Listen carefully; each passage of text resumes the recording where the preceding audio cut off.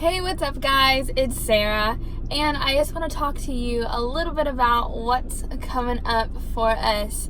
In just a couple days, we're having an event called Fire Night. And you're probably saying, Sarah, why in the heck is it called Fire Night? Well, let me tell you.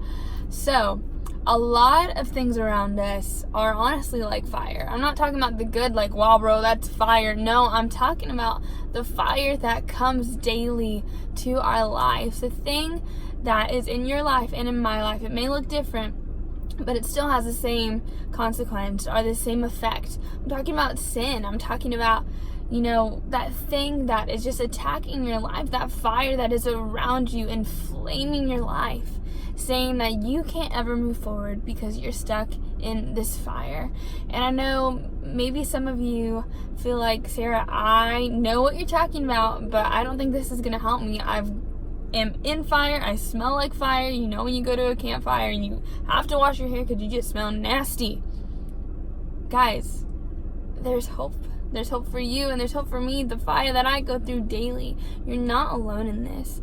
I want to talk to you a little bit about the story of Shadrach, Meshach, and Abednego. And you're saying, okay, those are some really funky names, and yeah, they are. But at the same time, there's just these three guys, three good friends that stood up for something incredible. But for us to understand this whole story, we got to go back. We got to go back to the beginning of time, and we have to talk about creation. The creation of when God created the heavens and the earth. Whenever God made us, He made me, He made you, He made your neighbor, He made that weird person in class perfect. He made us without flaw. But the one thing that came into our life, that fire, that sin, it made us impure to be able to come into connection with Him. And sad but true, it affects every one of us. Not that we have a choice. It's just something that's embedded into our broken humanity. He made us so perfect that through that, we could just have our number one relationship with Him. But it wasn't always so beautiful as I'm saying. There was a moment in time that everything changed. And that thing is the fall of man. Adam and Eve, you know them?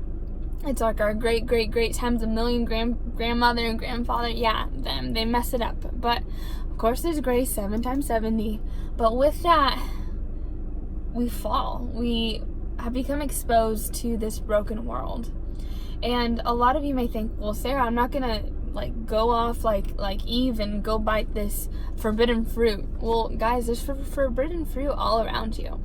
It may not look like an apple or an orange, but I promise you, there's temptation. There's I'm sure that girl that looks really good that she has posted her Instagram pictures, or maybe there's something that's super dark around you that people are trying to tempt you. That random text that you get in the middle of the night when it's from someone that you know you shouldn't be texting. It's those things that are without control. You can't control them. It's just like Shadrach, Meshach, and Abednego. There was things around them that they couldn't control. There was this really bad king. His name was King Nebuchadnezzar. Yeah, try spelling it out because I can't. But there was this really bad king that was just so self-centered. You know who I'm talking about when I say self-centered, you know exactly. You're thinking of a person. Well, think of that person times 5 million. So, Nebuchadnezzar was a super bad dude, and he was so into himself that he wanted to create this giant statue of himself. He wanted to create this thing that everyone could bow down to.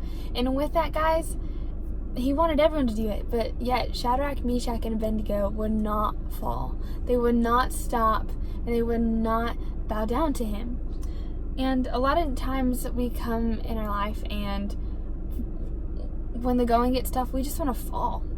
I know in my own personal life, there was a moment in time where I was in this really bad relationship. And in that relationship, there was a point where I could have fallen or I could have rose up.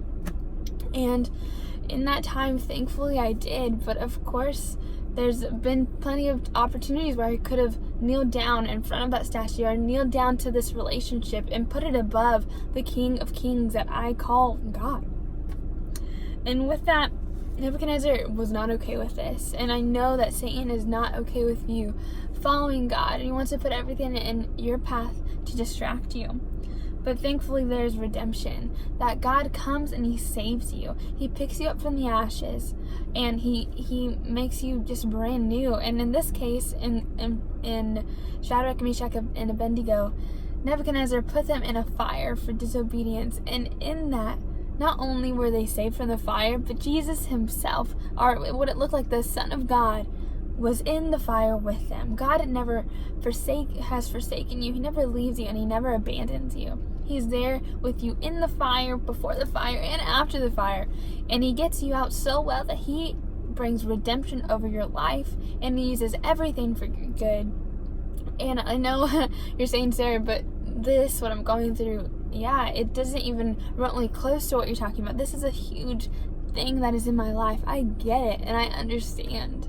I may not have gone through the same thing, but Jesus is right there with you. He's standing in the fire with you, and when it gets hot, when it's hotter, and when it's a blazing fire around you, that God is in there for you. He wants you to stand up and be strong for him. And when you can't, he's going to be there in that fire when the going gets tough.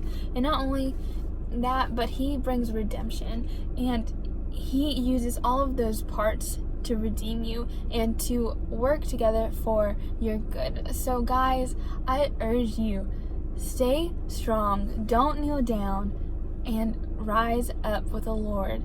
If you want to know more, come check us out on Fire Night. I'll be there, you'll be there, and everyone that loves you is going to be there. So bring a friend, and don't forget that God is ready to do something incredible in your life. Love you guys. Bye.